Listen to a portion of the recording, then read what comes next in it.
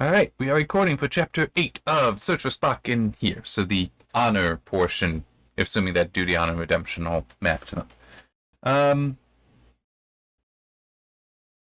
I think it was Chapter 7, the previous chapter, when I didn't care much for it. I don't think it was Chapter 6, it might have been 7. I don't quite remember which. I'm reasonably happy with 8. It's better than than whichever the one was that really I didn't care much for. It's better than that. It's also, pieces are now either on the board or they're making their first moves to get on the board. So it's like we're still staging things and we're building up. So like the destruction of Grissom is here, so that's Klingons are now on the board at Genesis, and also the bridge crew conspiracy to get the Enterprise so they can go to Genesis and get the body to return to Vulcan. All that is started here. So, and by the way, a highlight for this chapter to me is Uhura. Some of it definitely does match up exactly with what's in the movie, but getting a little bit more in there is a little bit more because we've written out a little bit longer, but also a specific objective explanation for why she does not go with them. It's actually pretty cool, so I like that. Anyway, but it starts with Saavik and David on the Genesis planet, and it talks about how but she discovered that once she had released her self-discipline, even for only a few days, she could not easily regain the complete Vulcan control she had worked so hard to learn. This is because they're walking through a blizzard, and eventually they're going to arrive on a glacier. And it's just very, it's painful. The cold is hurting her. She wishes she could just push it all down, but she can't. Because she'd been giving into her passions a little bit. Possibly the excitement with Genesis, but definitely part of it. I don't know if her falling in love with David is the complete reason why. I think there could be other things going on, so yeah. But that's definitely part of it. And it does get brought up later, and I'm like, thank you. I'm sorry, it's just nothing against the actress, which, hang on, can I? Okay, let me try to.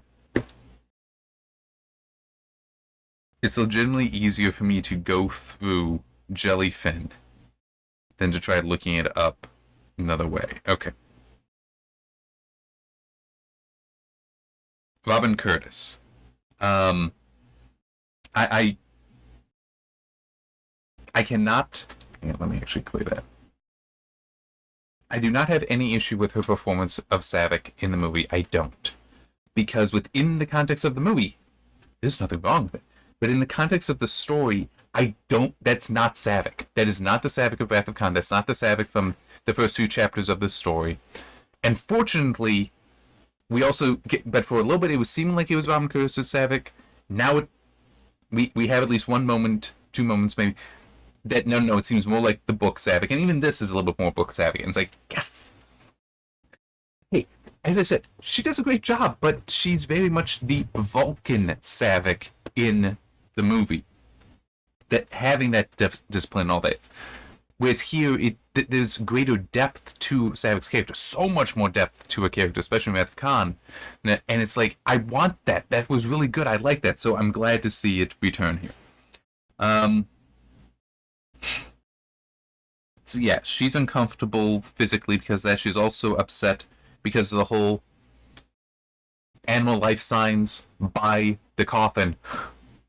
Could Spock have been restored somehow by some odd miracle? Is he alive again? Something like that. She was really excited, and then it's like, nope. Because it's just these worm things. Damn it. But then David has to open the thing up, and it's like, it's empty. Maybe there's still a chance. Tricorder readings. There's something over there. Oh, wait, but it can't be a Vulcan. An adult Vulcan. Well, an adult Vulcan. It's like, it's not those signs. So she's just been on such a roller coaster that we end up getting this line. Now she understood why Vulcans denied themselves any indulgence in passion. It was to protect themselves from pain. Which, I wish I could remember where it is. If it's in the original series, if it's in one of the movies, or if it is in the 90s. The 90s TV shows. Because I'm pretty sure my interpretation for the Vulcans that its logic was a means for them to manage their passions because if they did not manage them, they would be vicious monsters and just kill each other. That they would be slaves to their passions and not lose any ability to be civilized. That they would just fall to baser natures. It's like, that is my understanding for it, which that has nothing to do with pain. So it's contextually, she is in pain. She feels that would be a way to address it, so she wants to go to that, but that's not true.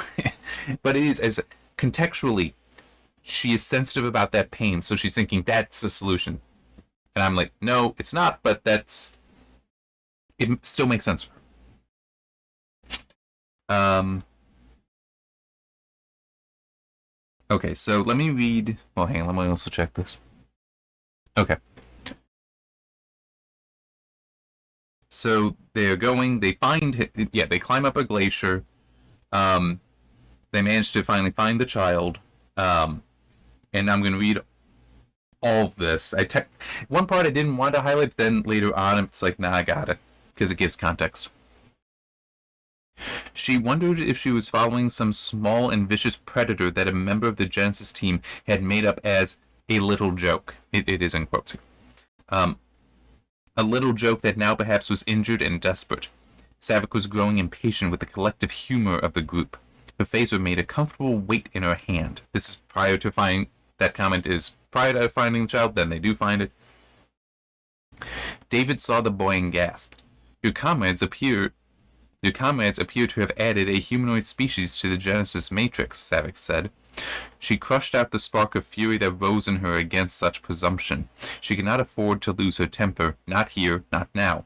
We didn't, David said. I'm sure nobody did. We discussed it because we realized it was possible. But nobody did it. Nobody even argued for it.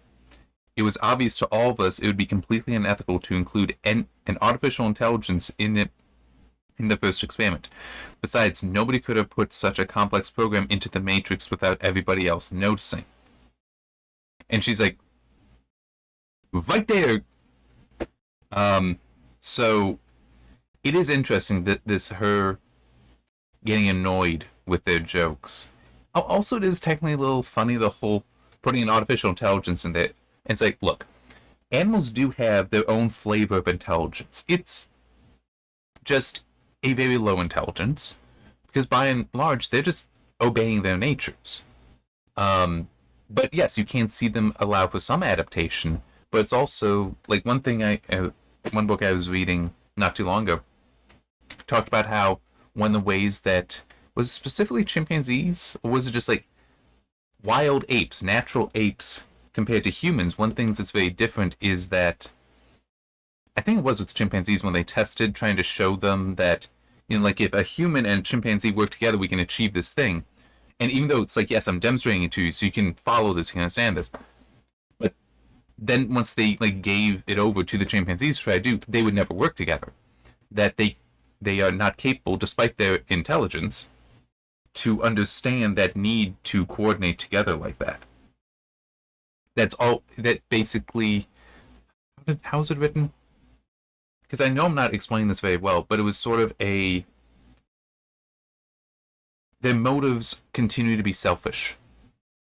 That they do not have the capacity for the intelligence to work together for societal improvement. Now, the idea of teaming up to kill a predator or to kill even one of the other chimpanzees, that's different. It's like that's different, because there would be specific benefits to themselves, but the idea of working together for something that doesn't directly benefit themselves, they don't have the capacity for that. So yeah, I mean, and there had been, I think that there had been some suggestion that there was actually animal life in the Genesis cave that they created that way, but it's also, if they had tried to do the dragon, and still there's an intelligence there that would be part of it. So yeah, step back a little bit. There's a reason why I try to refer to humans, technically Vulcans, Romulans, would be considered super intelligent, because it's just a lot easier than trying to explain to people, no, animals are not intelligent. They might look a little bit like it, but you're just pushing your own view of what you think it is on there. That's like, oh, I recognize this. It's like seeing a face in the cloud. There's a term for that. I don't remember what it is. It's like, oh, it looks like that. That must mean they're so smart. They're so intelligent. Like, no, that it just for their specific situation, that is what makes sense for them to do. Outside the situation, they won't do that because it ends at that point. Like outside the specific situation of the chimpanzee working with the human, it will not replicate the behavior because it cannot think to apply it. Anyway, let me just check. Okay. I am Savick. Savick said in Vulcan, can you speak? Because once seen him brushing the hair back and seeing pointy ear, it's like, okay. He cocked his head at her but did not reply. She felt no resonances from him, no mental emanation, no hint of Spock's powerful intelligence. He was, rather, an innocent, a blank. It was the Genesis wave, David said. It must have been. His cells could have been regenerated, reformed. Still moving carefully so as not to alarm the child, Savick drew out her communicator. David's theory was the most outrageous she could imagine, and the simplest. So I don't necessarily know why you'd say it's the simplest other than Occam's razor, which Occam's razor is not, my understanding for it at least, is not that it's the simplest. It is that it has the fewest, Occam's razor, the way to visualize it, is threads, right, that you're cutting with the razor. Okay? The solution that has the fewest assumptions will have the strong, the strongest threads, or just I guess that's not a great way to put it, but that is my interpretation. That it's what has the fewest assumptions is Occam's razor. The more assumptions you're putting on there makes it more likely that, well, all you need is one assumption to be wrong. You cut away, and now the whole thing falls apart. So the fewest assumptions. This is like it was fired into the Genesis wave. You did that, Savick. No one else technically knows you did that, but you did that, Savick.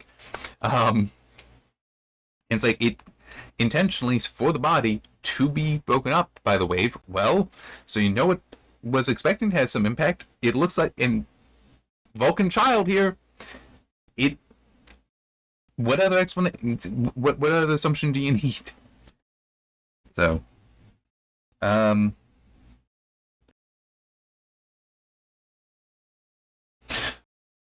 while communicating up to Grissom about what they found, is when Grissom comes under attack.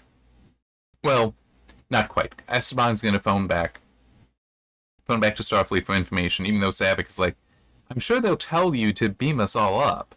He's still like, I mean, he's kind of sad in a way that Esteban, there's a degree with Esteban, not just that he's going by the book, but that he's basically always pushing the blame to somebody else.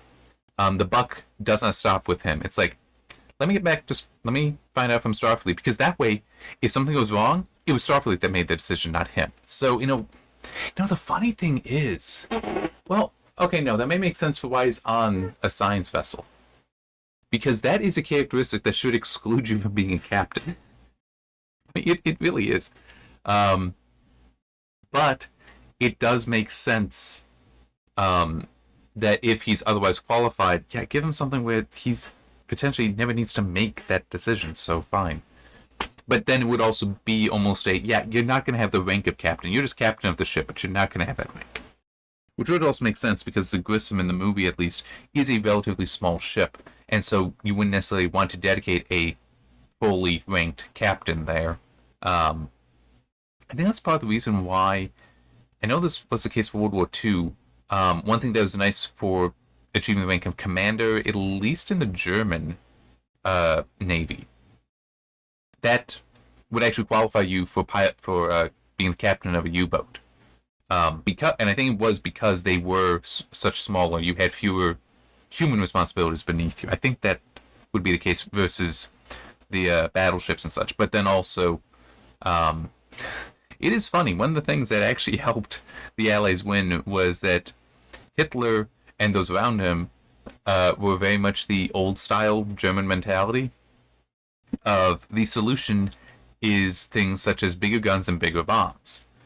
And this, specifically the whole, it helped is connected to. They had the ME-262, the first jet fighter, in 41. I think that's right. Yeah, it was on the odds. They got it at 41. The British got their Comet in 43. It never saw service in the war, I want to say, but they had at least a functional one. Or it was only limited service. And then we got ours in 45. I'm pretty sure that... I know it was on odd years, and I don't think it was we got it in 47. I think it was we were 45. But anyway, Hitler didn't allow much being put into the 262. Because he was like, why do that when we could focus on building bigger and better bombers? It wasn't until much later in the war that there was finally an effort towards them, but it was too late for the Germans to make a difference. Yeah, because the jet, in theory, could be much faster. Not always. But it... I know at one point something that came up. This was decades after the war, when there was the move towards commercial planes using jet engines. That something that people tried to fight against it on was saying that, oh, well, it uses so much more fuel. Look at how bad this is, and all the contrails and such are there. It's like yeah, no, none of that is true. The trails are water vapor. It's nothing more than that, because you're just going through combustion in there and it's being vented out immediately, unlike in a more conventional engine, the internal combustion engine that was powering propellers, where it's like going through some other stuff, so it's less likely to make that. But it was also a point was that, at least at the time, jet fuel could have been just kerosene, whereas just a simple cheap material, whereas the prop planes needed highly refined aviation grade fuel, and so it was actually more expensive doing that, and a much more involved process of making it. And I think that is kind of sort of true today also, that, well, I do not doubt that jet engines are using specialized jet fuel, but what I mean is I think turbine engines can accept more fuels than others. They might not run as well with some, but it still is, because you're just working directly off of combustion in there, more directly off combustion, that you have some more play there with what it will work with. And there are multi-fuel car engines as well. It's just not very common because the whole, so much is built around using gasoline that, yeah, you just use gasoline. You make the engine use gasoline. Or some are using diesel. But anyway, so Gresham has been attacked and destroyed. And the highlight I have here is because this is a little different than the movie, Krug's reaction to the gunner. I told you, he said dangerously, in the lowest of the low dialects. Engine section only. A fortunate mistake, the gunner said. His crest flared up in excitement until he realized how Krug had spoken to him. Sir? So that, the lowest of the low dialects, which, for one thing, that is how it had been described previously with the dialects. That's basically saying you are just verbal, how you're even talking to somebody. It's like, you are a fucking moron, okay? Like, that's how the lowest of the low, that you are true, ignorant, illiterate Klingon trash. That's how I'm having to talk to you, okay? So it's like, oh, if he's talking to me like that, I've really screwed up. I wanted prisoners, Krug said, layering all the strata of his words with contempt. At his side, Wargirl, well, Grout, that's the pet dog thing. The gunner's crest flattened against his skull. Krug gestured to Maltz. Offer him a chance to regain his honor, Krug said. Maltz stopped before the gunner's station and drew his ceremonial blade. The gunner cringed. Sir, please, no, it was an error. Maltz willed the gunner to get hold of himself and bow to the inevitable with grace. Maltz offered him his own honor blade. Every member of the crew watched mesmerized. Instead of accepting it and doing the proper thing, the gunner lurched backward from his station. No, sir, he cried. He stumbled towards Krug, his hands outstretched in supplication. Mercy, sir! Krug drew his phaser and fired. The gunner disintegrated in a flare of energy. So in the movie, that's just a lucky shot, and then Krug just shoots him. So this...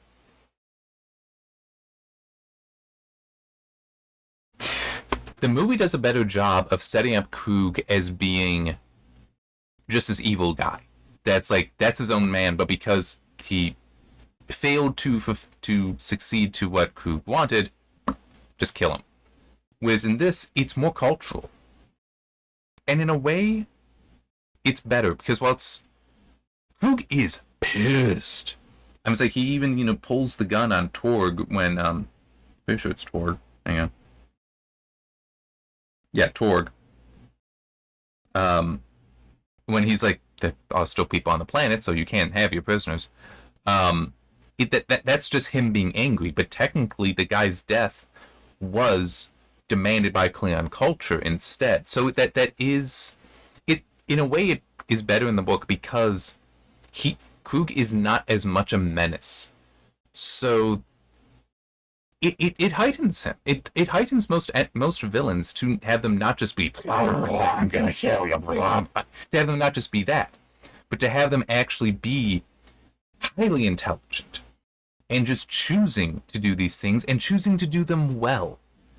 And it's part of the reason why, Khan is so good. And the fact that he can quote various stories as he's trying to kill you and such, that his reasoning has brought him here, and it does make him more effective as an enemy.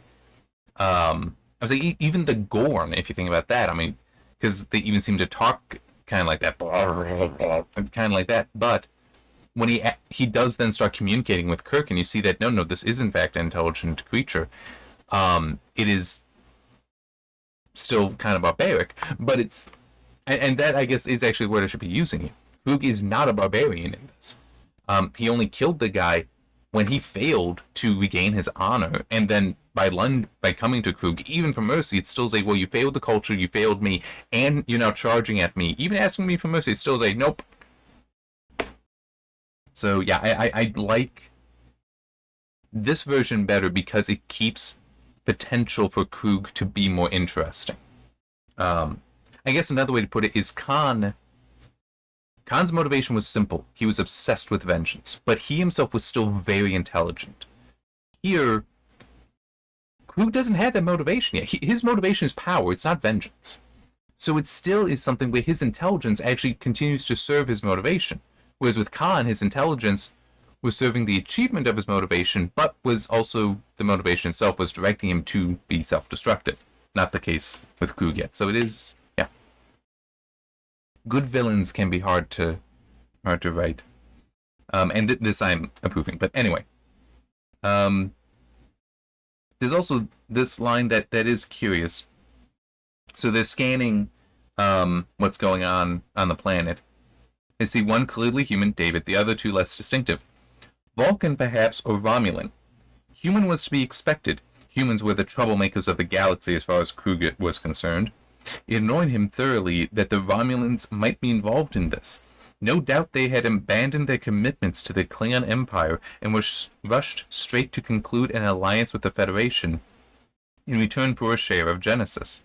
I find this interesting because later there is a greater suggestion of animosity between the Klingons and the Romulans, such that there wouldn't be commitments between them other than, we're not going to go to war with each other until the Federation is destroyed. Like, it would just be that. Are we going to war with the Federation right now? No. But it's still, we're good until that happens, alright? So, yeah, I do find that a little odd.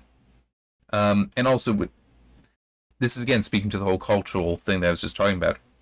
Humans are the troublemakers of the galaxy as far as Krug was concerned. His culture matters to him. He believes it is superior, and so the fact that the humans are of such a different culture, they are the troublemakers. And it is...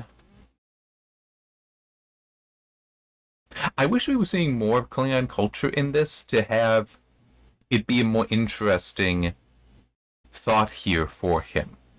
Because so far we've gotten some elegance to them, but still a great deal of violence. And it's like, let's see more of the elegance. Let's see more of the beauty that can come from Klingon culture. So that it is easier to see that it's not just a, well, I'm Klingon, you're not, so you're worse than us, but a no, there's actually something that, because humans lack this, they don't appreciate this, that makes them troublemakers. That would be neat to see. Where am I in my notes? Okay. You get one thing here that I find odd and a little unfortunate, well, to me. Saavik thought with regret of Frederick, the Galazver, I'm not pronouncing it correctly, but the crystal guy that we got however many chapters ago now. That might have been chapter 3. Whose counsel she had grown to value in the short time she had known him. He had understood what Genesis might mean for him and his kind, and now he was gone, because the Grissom was destroyed. Which I do kind of wonder, since he was a walking, talking crystal, would he necessarily be dead? I don't know. Anyway, what I don't like about this is referring to him as Frederick. Because when he was introduced, the name that had been given to him by others on the Grissom was Fred, not Frederick. I mean, maybe it was as they talked, because she could actually pronounce something close to his name, and he was like, yeah, you can use that. Maybe she did come to call him Fred, that it would be easier, but maybe decided, no, I'm going to call you Frederick, because it is a more beautiful name than just Fred. Even though it was said that, as we're getting to know each other, it's like, yeah, his temperament is that of a Fred. But that's why it's like, no, the name given to him was Fred, not Frederick. So her changing it, I don't like. There could be an explanation there, but I don't know. I just made one up. But that's not in here, so.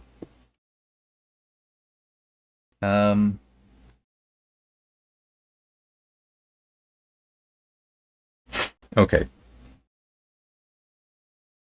David's reaction disturbed her greatly. So he is pushing that we need to get off this planet. Like, can't you use a communicator to hail somebody? Yeah, why don't we just call for help? But then David's reaction disturbed her greatly. He was more frightened of remaining on the world he had created than he was of transmitting a mayday that would be picked up by enemies. He was more distressed by having to remain in a paradise he had helped design, than he was by the destruction of an entire ship and its crew. I have already made one transmission too many, she said. David's shocked expression revealed his comprehension. He did not ask her to call for help again. So, Saavik should be able to recognize that he is just being stupid. He's scared. He's like, well, that's how we get help, so we can get help, right? But I think that this is also starting to hint at he knows something's wrong. He understands the danger that they are in on Genesis. And we actually do on the next page get more of that. The actual explanation here. But yeah, I'm okay with him just being that stupid, because we've seen him be that stupid before. It's like to him, even in this in the story earlier, when Esteban came on board, it was Kirk, Carol, and David talking, and then Carol was like, "Kid, you're stupid. We can't just give this to everyone. Somebody will use it to, destroy people." That's still there because he's still an idiot. Saavik, I think, could cure him of that eventually, but it would take time. But now we are getting the explanation. There was one set of equations. I wasn't quite certain about them. You were overruled by the other members of the Genesis team? I didn't want to make a big thing of them. Surely you pointed them out. Why should I? He snapped on the defense. I'm a mere biochemist, as my young genius physicist colleagues kept trying to remind me. If Madsen and March, Vance and Dell, didn't think their creation was going to dissolve back into protomatter... Protomatter? Saavik exclaimed. David, are you saying the entire system is unstable and dangerously unpredictable? As an ethical scientist, it shouldn't have happened, and he's... So what he's basically saying here, and by the way, there's no explanation, at least at this point, of what the hell protomatter is. Just that, don't use it. he then gives it a defense that's like, okay, first, that's not what I recall actually being the concern at the time. This is close to that actual time, though, so I could be wrong. But it's still not a good argument. Yeah, so he's basically saying here that he had noticed that something could go wrong, but he was often reminded that you're just a biochemist, you're not a physicist. That he didn't bring it up. Just assumed that the physicists were aware of it and had decided that not a big deal. I do, though, if the young genius physicist, it's like, how young was Vance when he was in the relationship with your mom? Yeah, anyway, moving on from that. He uses the description, the analogy of, and let me just, yeah, the idea that when the first fusion bomb, first H-bomb was detonated, there was concern that it would ignite the hydrogen in the atmosphere, is what's referenced here. I don't recall that. I remember, because it had been mentioned so many times before, it was the go-to Armageddon for a while, of igniting the oxygen in the atmosphere. But they did, and it still worked out. It's like, there's a lot of things different. Ignoring if it was hydrogen or oxygen. Crap, when was it that the Soviet Union had detonated their first nuclear bomb? I don't quite remember. But it still was. I'm just trying to think of the best way to put it, because yes, there was an arms race, and it needed to be continued. You needed to continue to show advancement so that the enemy didn't think, oh, that means we can kill you, and do it with impunity. It's like, mutually assured destruction does work, assuming both sides don't want to be destroyed. That is not always the case with enemies, unfortunately. But, yeah, so you needed to do that, and going to hydrogen thermonuclear fusion was the next step. You had to take that step. That once you, at least for the United States, then for the Soviet Union, you had to take the next step to thermonuclear. Because I don't know if this is still the case, but it used to be, in order to generate the heat and pressure necessary to trigger nuclear fusion, you actually used a fissile warhead that you detonated, basically. I'm not the equivalent of Little Boy. I think they're more refined than that, more powerful than that. But in any case, you're detonating a nuclear bomb to trigger nuclear fusion. So it's like, it follows one from the other. So it's not like we can just sit on the uranium plutonium warheads and we'll be fine. And it's like, no. This is very much a step towards something more powerful. You have to make that step, or somebody else will and get ahead of you.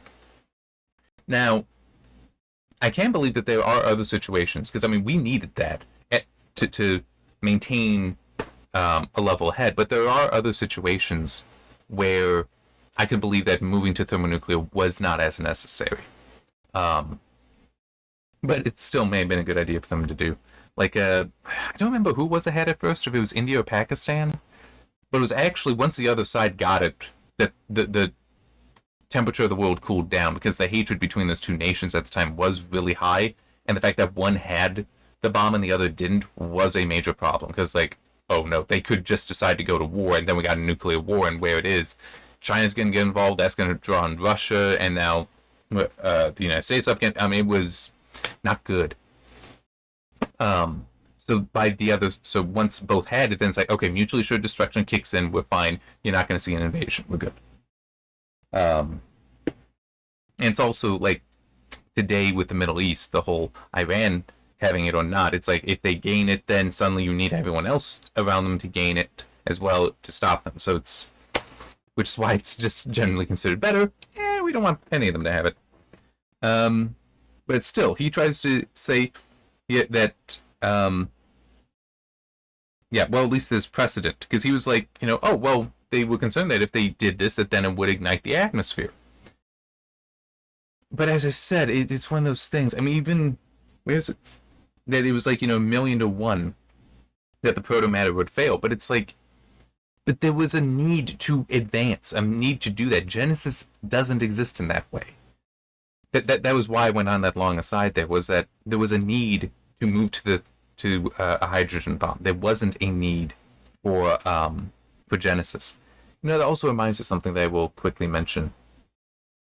I saw a video. This was months ago, might have been more than a year now. In fact, that was talking about how a reason why there wasn't a ban on underground nuclear testing, and that was basically because you couldn't be properly discerned quickly enough if it was a nuclear bomb versus a natural earthquake of some kind.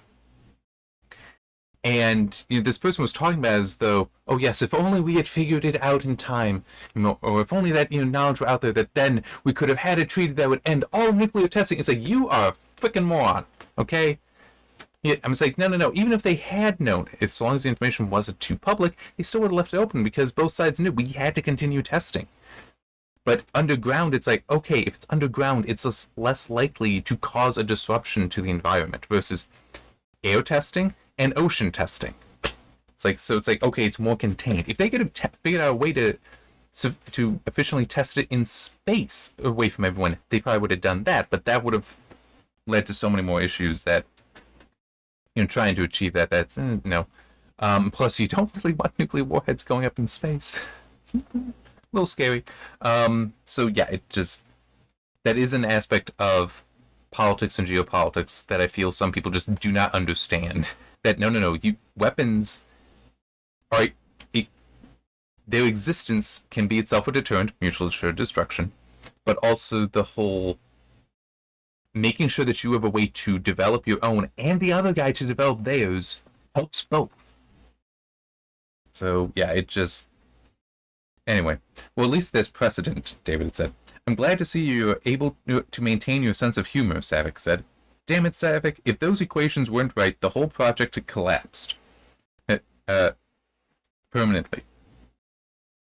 All I had was a suspicion, and it was a suspicion about a probability function at that. There was only a 1 in a million chance that the worst would happen, even if the worst could happen. Besides, if we tested Genesis the way we intended to, instead of having it blown up by your admirals, your father's friend Mr. Khan, there wouldn't have been anybody on the planet to be in danger. Technically, that's not true, because it would have had people on the planet surveying it. Yeah. There was something else that occurred to me while I was reading that.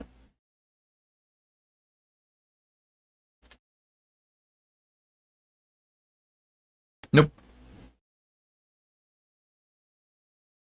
And it was something related to what I was just talking about, too. Can't think of it. Oh, well. So I got a long thing highlighted here, but this is where we do get... This is book Savick. Yes.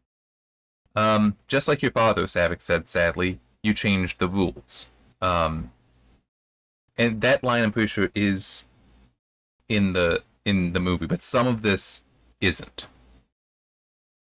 Yeah, so you changed the rules. She knew now that Genesis would never benefit anyone. It would never create new resources. It would never provide a new home for Frederick's people. It would only ever cause grief and anguish and disaster. If I hadn't, it might have been years, or never. All Savick could think was that if Genesis had been delayed or abandoned, none of the recent events would have happened. Reliant would never have visited the world on which Khan Noonien Soon and his people were marooned. Khan would never have obtained a starship. He would never have led his people on his mission of vengeance. The scientists on Spacelab would not have been murdered. The Enterprise and its crew of children never would have been attacked. Peter Preston would still be alive. Genesis would not have existed to be used as a weapon. It always was a weapon. And Mr. Spock would not have had to sacrifice his existence to save his ship and his crewmates. Spock would not have died. Nor would he have been resurrected. The child possessed the substance of her teacher, but he lacked his mind, his experience, his individuality. Savick rose to her feet and stood looking down at David. A dangerous fury began to form. And how many have paid the price for your impatience, Savick said. Actually, that line might be in the movie. How many have died? How much damage have you caused? And what is yet to come? He raised his head. His belligerence dissolved in grief and anguish, but Saavik was still too close to the madness to forgive him. She fled from him, her fists clenched so hard that her nails cut into her palms. When she had run 100 paces, she stopped. Saavik cried out to the dying world a long, hoarse shriek of rage and pain. I'm sorry, I like the book Saavik better. There's more to her, and that was a good moment in there. We do get some more of it later on, so there are 2 points in here. But now we cut to Bones is in jail, which actually doesn't say jail specifically. Or prison. He is imprisoned, at least. Yeah, it is being referred to as a jail cell, which jail and prison are separate things. Yeah. Anyway. So, yeah, it's Kirk has come to see him, and all then's chatting a little bit with the guard. Yes, my poor friend, he said. Kirk, I hear he's fruity as a nutcake. Oh, you do you? McCoy thought. A funny farm, eh? Because the guard was saying that he's going to be sent to the funny farm, to the Federation funny farm soon. A funny farm, eh? Is that the kind of respect anybody with a few problems gets in here? Besides, I know my rights. They can't send me anywhere without a hearing. However, they had put me in here without a hearing. Genesis had not only frightened the Federation and Starfleet, it had put them into a total panic. McCoy wondered what would happen when Jim called his lawyer for him, as McCoy intended to ask him to do. He wondered if the administration of this prison would even admit to an attorney that he was here. So, I'm okay with this, and I hate it. I'm okay with this because at the moment the Federation is just a nebulous existence as far as the story is concerned. So it's like, fine. Saying that they've abandoned their principles at the moment, it's like, I get it. We can move on from that. It's sort of it's a little just a little hand wave. It's more suspension of disbelief. But at the same time, I don't want to suspend the disbelief because it is very much saying that the Federation has given up certain principles. Even founding principles. Obviously, I'm going to be biased because I am American.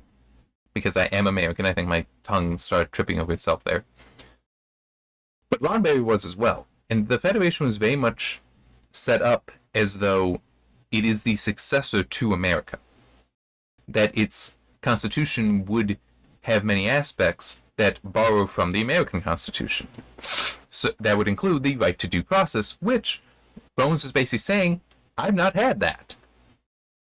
So the idea then that the Federation would just abandon that should be such a problem. But like it should be one of those things where the best of leaders should be like, no, we cannot suspend this. If we start doing that, then we're giving into tyranny and we're going to be no better than the people we don't want to have Genesis. So, yeah. And it's just...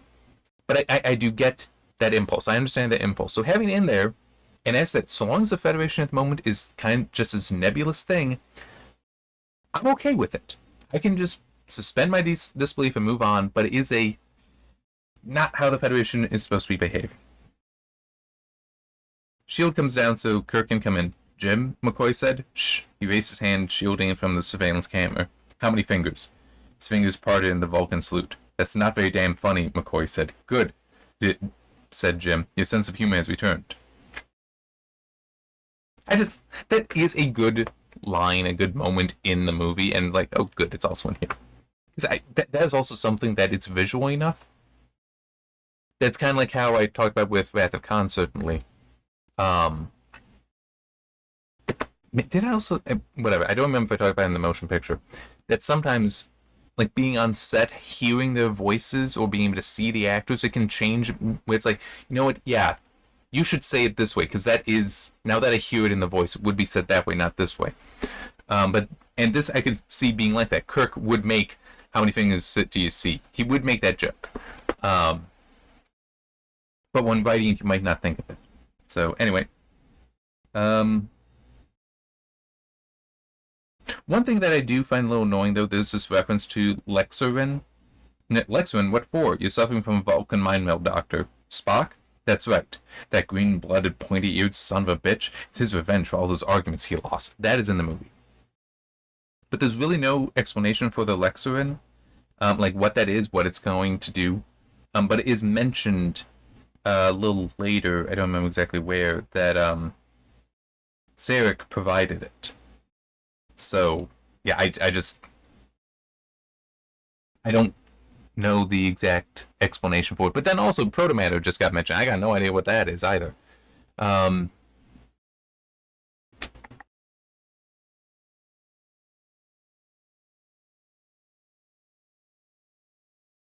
Okay, that's right. Because there's also, and this is in the movie. So, and I just never noticed it before.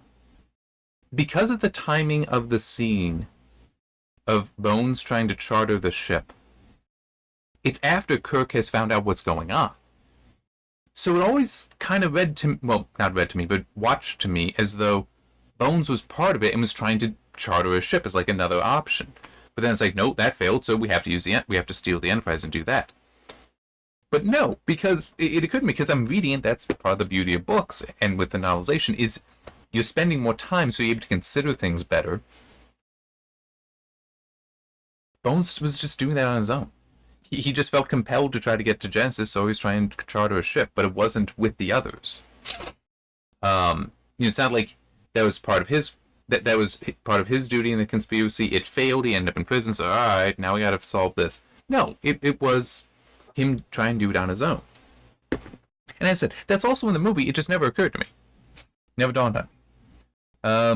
So now Sulu and Kirk bust him out. And then we get to Scotty here, and I don't care how this is. On board Excelsior, Montgomery Scott waited for the turbo lift. He kept his hand thrust deep in his pocket. The sharp corners of a small and nondescript chunk of semiconductor, elegant only at the microscopic level, bit into his palm. I don't need to be told right now that he sabotaged Excelsior. I really don't. Just let it be that he is on there and is now leaving. That's it. Because it can be then a question of we're now getting Scotty. Has he done something to Excelsior? What has he done to Excelsior? I don't know what has he done to Excelsior. I want to find out what he's done to Excelsior. I better keep reading. But instead it's he ripped out a chip apparently. But I got no idea what. And it's just like, let that be a little bit of a wild card. Because there's so many things he could do to Excelsior. That's like, why not let it wait? Although it is also funny, he does comment how now that he's actually on Excelsior, he's like, damn it, this actually is a really nice ship.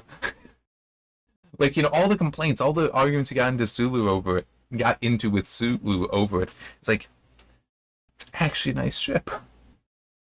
But he managed to find a flaw. He was expecting it to be chaotic, that it was just a science experiment, that it wasn't meant to really be a true starship, I guess. So. But we get to this, though. Level, please, the ship's computer said.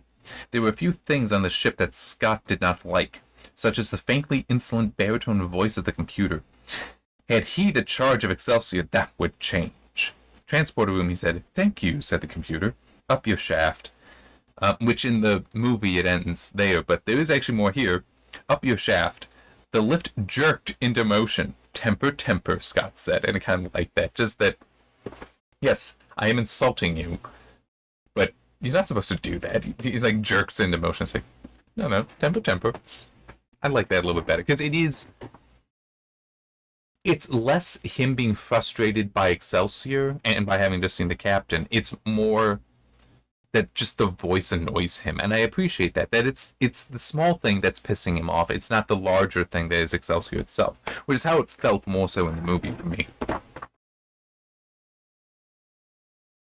Okay. So now we get to the other moment where this is definitely book Savick, not movie Savick. I knew if I told you I'd lose you as my friend, David said, despondent. Savick stopped and laid the Vulcan boy down gently in the shade of a tree, out of the penetrating blue-white sunlight. Then she faced David and took his hands in hers. You have not lost me as a friend, she said, but you must hate me after all this. I am angry, she said, not bothering to conceal her feelings behind a philosophical comparison of Vulcans and Romulans, no longer trying to claim that she did not possess those feelings at all.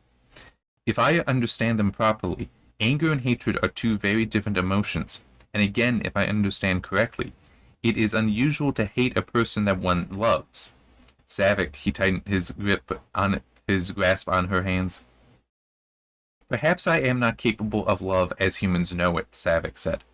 But as you cannot explain it, I am free to define it myself. I choose to define it as the feelings that I have for you. And it's like, I appreciate this. It's book Savick. There's emotion here. She does still care about David. All that. It's like, good. Because in the movie, were they even friends? It's hard to say. I guess somewhat because, when she reports that David is dead, you can tell there is some emotion there, but it's very flat. And Robin Curtis played the character as a Vulcan, and that's fine. I cannot complain about that.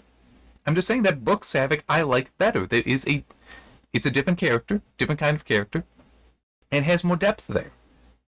The movie doesn't have as much depth. The movie probably couldn't allow Savick to have much depth, no matter who the actress was. So, yeah, nothing against Robin Curtis. I think she did a good job, but it's just a different character.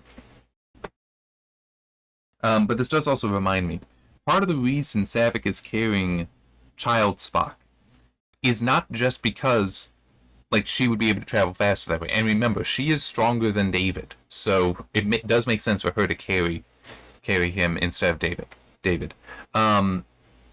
But there's also a mention earlier that his leg was wounded. So,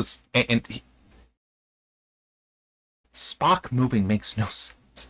How did baby Spock, potentially, because if you're assuming that he's aging up from being a child,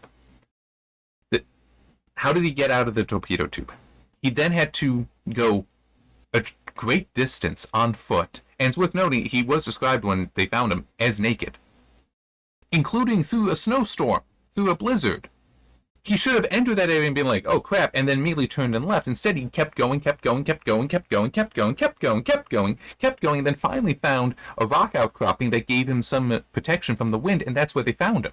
It's like, and he's got an injured leg through all this. It makes no sense. It makes absolutely no sense. He should have been staying in a biome that would have been far more comfortable for him. He also should not have gotten so far away from them that they had to go as far as they did.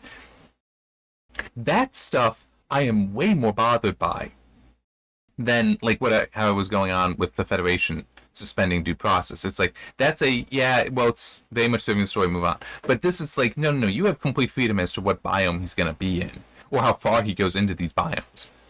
So you should have left it at that. In fact, how later on it does mention that the glacier, that basically the blizzard is so intense it's actually spreading over the desert. So they're actually going through the desert, but it's being captured by the snow. So you even have it that he was in fact going through the desert, and then it's just the blizzard overtook him, and now he was trapped there, and that's where they found him. That would have worked, but no, he was trudging through the snow that they're now following his tracks in. Now we're getting to Uhura. But one thing here that I just find it odd. Uhura applied to the 10 p.m. check, but it's written out TEN, and it's like, huh? I mean, I do know that the rule of thumb, the rule, I'm just going to say rule of thumb, but the rule is for numbers for numbers less than 10, you write out the word as it is written here, TEN. And that at 11 and above, that's when you start using the numerals, okay? But here's my problem with this. Contextually, it's 10 p.m. And it's P.M. And it's small caps, but still capitalized P and M. Contextually, I would still use 10. I would still use the numerals here because it just makes sense contextually. It's not written out 10 o'clock. If that were the case, then yes, write out 10. But instead, it's the word 10 followed by p. That just seems odd, and I don't feel like that's quite correct. So yeah, Uhura is there with Lieutenant Heisenberg as they are manning this transporter station in the old city. Earth-based transporter. I'm just trying to check, but yeah, 20-year space veteran. And we get the whole, maybe I just wanted something calm. And it's like, well, I don't want that. Commander, he whispered, these are some of the most famous people in Starfleet. Admiral Kirk, my gods. Good for you, Lieutenant, she said, when Kirk, McCoy, and Sulu come in. But it's just like, these are some of the most famous people in Starfleet. And it's like, dude, she's been there for all of it. She is also one of the most famous people in Starfleet, okay? He's just passively insulting her. It's like... and she is full... he referred to her as Commander, not Lieutenant Commander. And I think that in one of the other... Maybe in Wrath of Khan, maybe... No, I think it was Wrath of Khan. There was mention that she was promoted to full Commander. Like, in the motion picture, I think she and Sulu were both Lieutenant Commander. But that then they achieved full Commander in Wrath of Khan, which full Commander is one step below Captain, okay? It's like, and why? Because she was part of the Enterprise crew, bridge crew. She is equal. Well, her fame should be equal to Kirk's as far as she has been there for it all, okay? Like, her fame should be equal to Sulu's, equal to Bones'. It's like, even if it's well, Kirk is the true star and they're just around and they're orbiting him, fine. But her orbit to him should be at about the same distance as Bones and Sulu, okay? And Scotty as well, though he's not here. Yeah, and Chekhov, though he's not here. It's like...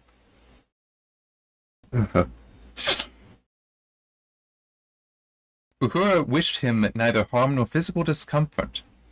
Because this is when it's, the whole, this isn't reality, Lieutenant, this is fantasy. Because he wants the adventure, and she pulls the phase on him and makes him get into the closet. And the whole, she doesn't want to shoot him. It's like, even on stun, it's still going to give him quite a headache waking up. Yeah, so she doesn't want his physical discomfort. His psychic discomfort, though, was another thing entirely. She owed him a little psychic discomfort after that snarky remark about her career. The winding down comment, but still, it's... Yeah, he absolutely has it coming. It's like, you don't insult her. Period. Don't do that. And you get the line, yeah, I'm glad you're on our side. It's... She always has been, and that's part of the reason why, no, you don't say, aren't those people amazing? It's like, aren't you all amazing?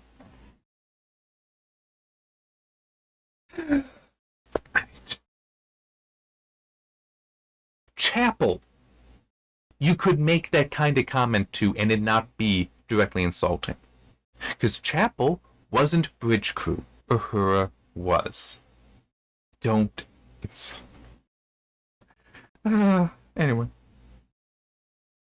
Let's go, Kirk said. Uhura, is it on automatic? Come on, get up here. No, she said. It took him a second to realize what she had said. His expression changed from distraction to amazement. No, he said. What do you mean, no? I realize that the Admiral is somewhat unfamiliar with the word. Kirk opened his mouth to speak, but she cut him off. But somebody's got to stay behind and put enough glitches in communications so you don't have every ship in the sector coming after you. You can't do that.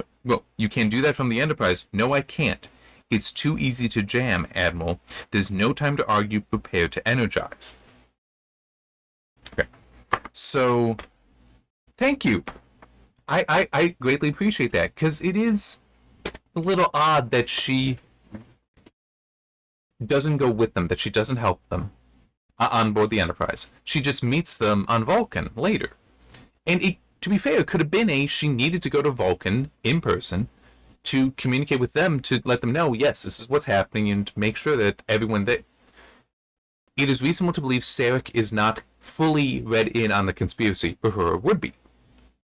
But she going to Vulcan... So it's like, it makes sense for her to do that, not go with the Enterprise. But here it's like no, I need to stay here because I need to make sure that you have a chance. So it is a bit more of a sacrifice as well. But it is also just her being who she is. The great communications officer of the Enterprise. She knows what needs to be done here and is getting it done. So I'm just trying to think if there's. I feel like there is one other thing to. Well, it does also beg the question then of how is she allowed to go to Vulcan? Because she does all this, which is technically sabotage, what she's talking about. Once Heisenberg gets out of the closet, she's exposed as a criminal.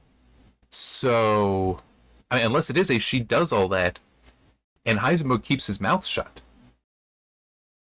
which is possible, and then goes off, and then is able to go to Vulcan. We'll find out. We'll find out. So right now, a lot of what's going to happen, I know because of the movie. I mean, it will be interesting to see how it's different. But one thing that I am still curious about, and I really hope happens, but it might not, is Grenny and Danny. That I want, like, if Grenny is on the Enterprise and does something to help them, that if he somehow is with Scotty doing that, or maybe he's on Excelsior, that Scotty brought him over there after transporting away from the home with him. So they did something like that. So I want Grenny to be involved. I want him to have not just I forgive you, not just that from Scotty, but him actually acting and proving that his character is not that of a coward. It just happened. I want him to achieve that redemption through action. But I don't know what's left short of him being on the Enterprise as well, and maybe he will be. And we just haven't seen that yet. Chekhov was already on the Enterprise. Scotty beamed over there and it was in dark and he didn't like that, but it's like, it would suggest then that Grenny isn't there, but still, Grenny, maybe he still does something. Maybe Danon will do something. I don't know. I want Grenny to be redeemed so that he knows he's not the coward that he's so afraid he is. And I want Danon to also reconcile some with Grenny, but also with Scotty. And in a way, this itself, Scotty's own actions here, of his being something of a troublemaker, like she is, could be that path for those two to reconcile, because it might be uncle, you always said that I, was making a mess of things. Look what you did. It's like, yes, but why did I do it? To rescue two of your comrades. Yes, I did it out of loyalty. Did I do it out of personal pleasure? No. Did I do it just to have some fun? No. Are you starting to understand why I'm so hard on you? You still were going to jail. It's like, just have that something there that, because that would make sense. It's Scotty just trying to stress with her. Look, you have the talent. Stop wasting it getting into trouble. Right? Just, I have the talent. I stay in the rules.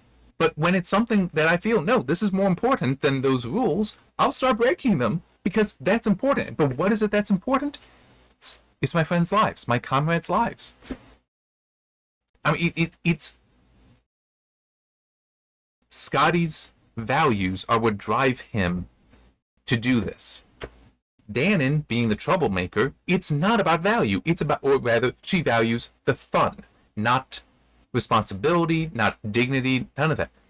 Just the fun. And it's like, so we could see something good with Danon. I don't know. I want it to be there. It might not be there, though, because once they leave Earth, unless it turns out she's brought... And it is not unreasonable that they could bring, hey, Commander Danon, we need you on the Excelsior. Why? Because we're having to ship out right away, and you just happen to be a commander in the area, we can use you. Something like that, and then we can get some sort of acknowledgement from her.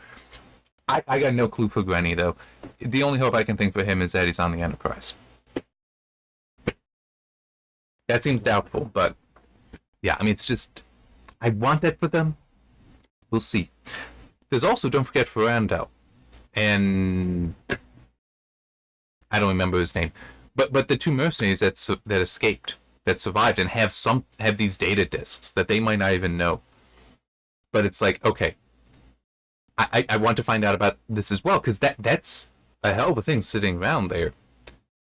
It could be that this was just written in as a way to open up Genesis in the future.